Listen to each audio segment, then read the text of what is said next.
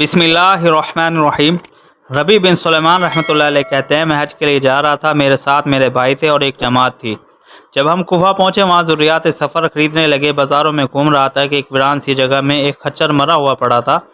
एक औरत जिसके कपड़े पुराने और बहुत बोसीदा और चाकू लिए हुए इसके गोश्त के टुकड़े काट काट कर एक संबील में रख रही थी। मुझे ख्याल वही मुर्दार गोश्त लेकर जा रही है, इस पर सकूत करना हरगिज़ नहीं चाहिए। मुमकिन है कि ये कोई भटियारी औरत यही पकाकर लोगों को खिला दे। मैं चुपके से इसके पीछे हो लिया, इस तरह के वो मुझे ना देखे। वो औरत एक बड़े मकान पर पहुंची जिसका दरवाज़ा भी ऊंचा था। इसने जाकर दरवाज़ा खटखटाया। अंदर से आवाज़ आई, कौन? इसने कहा, खोलो, मैं ही बदहाल हूँ। दरवाज़ा खोला गया। इसमें से 4 लड़कियां आईं जिनके चेहरे से बदहाली और मुसीबत के आसार ज़ाहिर हो रहे थे। वो औरत अंदर गई और ज़ंबील इन लड़कियों के सामने रख दी। मैं कबाड़ों के दराज़ों से झांक रहा था। मैंने देखा कि अंदर से घर बिल्कुल खाली और बर्बाद हाल था। इसने औरत ने रोते हुए लड़कियों को आवाज़ दी कि लो, इसको पका लो और अल्लाह पर इख्तियार है, इसी के कब्ज़े में लोगों के दिल हैं। वो लड़कियां इसको काट काट कर आग पर भूनने लगी। मुझे बहुत बेचैनी हुई। मैंने बाहर से आवाज़ दी, ए अल्लाह की बंदी, अल्लाह के वास्ते इसको ना खा। वो कहने लगी, तू कौन है? मैंने कहा, एक परदेसी आदमी हूँ। कहने लगे, ए परदेसी, तो हमसे क्या चाहते हैं? हम तो खुद ही मुकद्दर के कैदी हैं। 3 साल से ना हमारा कोई मुअय्यन है, ना कोई मददगार है। तो हमसे क्या चाहता है? मैंने कहा, मजूसियों के एक फ़िरके के सिवा मुर्दार खाना किसी मज़हब में जायज़ नहीं। वो कहने लगी, हम ख़ानदान नबूवत के सैयद शरीफ लोग हैं। इन लड़कियों का बाप बड़ा शरीफ था। वो अपने जैसों ही में इनका निकाह कराना चाहता था। इसकी नौबत ना, इसका इंतकाल हो गया। जो तरका इसने छोड़ के गया था वो बहुत थोड़ा था और ख़त्म हो गया। हमें मालूम है कि मुर्दार खाना जायज़ नहीं, लेकिन इस्तरार की मजबूरी की हालत में जायज़ हो जाता है और हमारा 4 दिन का फाका है। रबी रहमतुल्लाह अलैह कहते हैं कि इसके हालात सुनकर मुझे रोना आ गया। मैं रोता हुआ और बेचैन दिल से वापस हो लिया। मैंने अपने भाई से आकर कहा, मेरा इरादा तो हज का नहीं रहा, इसने मुझे बहुत समझाया, हज के फ़ज़ाइल बताए, हाजी ऐसी हालत में लौटता है, इस पर कोई गुनाह नहीं रहता, वगैरह वगैरह। मैंने कहा, लंबी चौड़ी बातें ना करो। यह कहकर मैंने अपने कपड़े और अहराम की चादरें, जो सामान मेरे साथ था, वो सब ले लिया। नकद 600 दिरहम थे, वो भी ले लिए। इनमें से 100 दिरहम का आटा ख़रीदा, 100 दिरहम का कपड़ा ख़रीदा। बाकी दिरहम बचे थे वो आटे में छुपा कर इस बुढ़िया के घर पहुंचा दिया और ये सामान बाकी दिरहम जो बचे वो आटे में छुपा कर इस बुढ़िया के घर पहुंचा और ये सामान और आटा वगैरह इसको दे दिया।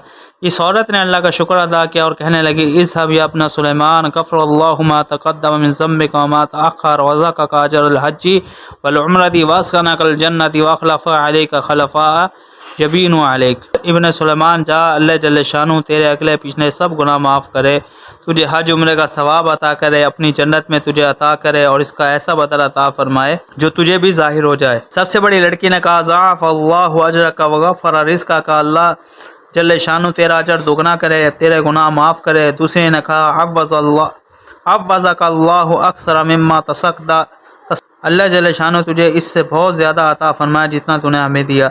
तीसरी ने कहा, हशरकल्लाहु मअ जद्दिना, अल्लाह जल्ल शानु हमारे नाना मोहम्मद सल्लल्लाहु अलैहि वसल्लम के साथ तेरा हशर करे। चौथी ने कहा, जो सबसे छोटी थी, इलाही अज्जिल अला मन अहसन इलैना बिल खलफ़ी वग़फ़िर लहु मा लहिक़ मिन ज़म्बिही व मा सलफ़, ए अल्लाह जिसने हम पर एहसान किया तो उसका नेमल बदल इसको जल्दी अता कर, इसके अगले पिछले गुनाह माफ़ कर। रबी रहमतुल्लाह अलैह कहते हैं कि हज का काफ़िला रवाना हो गया। मैं कोफा ही में मजबूर पड़ा रहा। वो सब हज से फारिग होकर लौट भी आए। मुझे ख्याल हो कि इन हजाज का इस्तकबाल को इनसे अपने लिए दुआ कराऊं। किसी की मकबूल दुआ मुझे लग गई तो जब हजाज का एक काफ़िला मेरी आंखों के सामने आ गया तो मुझे अपनी हज की महरूमी पर बड़ा अफसोस और रंज हुआ और रंज की वजह से मेरे आंसू निकल आए। जब मैं इनसे मिला तो मैंने कहा, अल्लाह जल्ल शानु तुम्हारा हज कबूल करे और तुम्हारे अखराजात का बदल अता फरमाए। इनमें से एक ने कहा, यह दुआ कैसी है? मैंने कहा, ऐसे शख्स की दुआ है जो दरवाजे तक की हाजिरी से महरूम रहा। वो कहने लगे, बड़े ताज्जुब की बात है, अब तू वहाँ जाने से इनकार करता है। तू हमारे साथ अरफात के मैदान में नहीं था, तूने हमारे साथ रमी जमरात नहीं की, तो हमारे साथ तवाफ़ नहीं किए। मैं अपने दिल में सोचने लगा, ये तो अल्लाह का लुत्फ़ है। इतने में मेरे शहर के हाजियों का काफ़िला भी आ गया। मैंने कहा, हक़ ताला शानु तुम्हारी साई मशकूर फरमाए, तुम्हारा हज कबूल फरमाए। वो भी यही कहने लगे, तू हमारे साथ अरफात पर नहीं था, रमी जमार में नहीं था, अब तू इनकार करता है। ان میں سے ایک شخص آگے بڑھا اور کہنے لگا بھائی اب انکار کیوں کرتے ہو اور کیا بات ہے، آخر تم ہمارے ساتھ مکہ میں نہیں تھے یا مدینہ میں نہیں تھے جب ہم قبر عطر کی زیارت کر کے باب جبریل سے باہر کو آ رہے تھے، اس وقت ازدحام کی کثرت کی وجہ سے تم نے یہ تھیلی میرے پاس امانت رکھوائی تھی جس کے مہر پہ یہ لکھا ہوا تھا من عاملنا رابحا، جو ہم سے معاملہ کرتا ہے نفع کماتا ہے، یہ تمہاری تھیلی ہے، واپس لے لو۔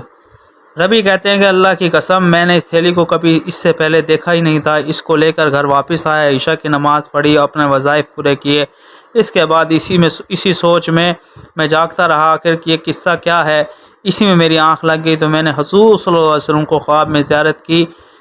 میں نے حضور صلی اللہ علیہ وسلم کو سلام کیا اور ہاتھ چومے۔ حضور صلی اللہ علیہ وسلم نے تبسم فرماتے ہوئے سلام کا جواب دیا اور ارشاد فرمایا ہے ربی آخر کتنے گواہ اس پر قائم کیا جائیں کہ تم نے حج کیا ہے، تو مانتا ہی نہیں۔ سن بات یہ ہے کہ جب تو نے اس عورت پر جو میری اولاد میں سے تھی صدقہ کیا اور اپنا ذات راہ اثار کر کے حج ملتوی کر دیا، تو میں نے اللہ جل شانہ سے دعا کی کہ وہ اس کا نعم البدل تجھے عطا فرمائے، تو حق تعالی شانہ نے ایک فرشتہ تیری صورت کا بنا کر اس کو حکم فرما دیا وہ قیامت تک ہر سال تیری طرف سے حج کرے، اور دنیا میں تجھے یہ عوض دیا کہ 600 درہم کے بدلے 600 دینار اشرفیاں عطا کی، تو خوش رہ اور اپنی آنکھیں ٹھنڈی رکھ۔ اس کے بعد حضور صلی اللہ علیہ وسلم نے بھی وہی الفاظ ارشاد فرمائے من عاملنا رابحا۔ ربی کہتے ہیں کہ جب میں سو کر اٹھا تو اس تھیلی کو کھولا تو اس میں 600 اشرفیاں تھیں۔